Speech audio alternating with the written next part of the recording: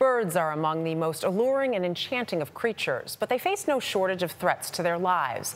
That includes everything from the common house cat to habitat destruction. And something you might not have thought of, buildings large and small, and the glass surfaces that lead to potentially deadly collisions. Correspondent Nikole Killion has a look at the problem and how we all can help. On any given morning, Lisbeth Fuse walks the streets of the nation's capital. It's become a kind of personal mission. That mission, as a volunteer citizen scientist with the group Lights Out DC, is to find birds. Yeah, it's a really growing movement nationwide.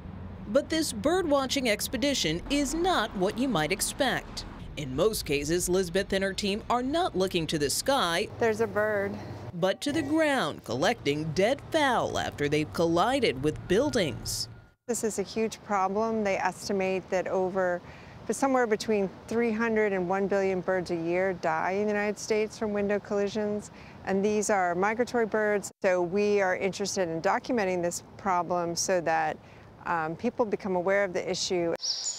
It's an issue that motivated the redesign of the birdhouse at the National Zoo, which features dozens of species native to North America. It's one of the first in the country to create a structure that's completely bird-friendly. What makes it bird-friendly? What makes it bird-friendly is you can see the 2-inch horizontal stripes, and so birds perceive that as something they can't fly through. Sarah Halliger is a curator for the exhibit.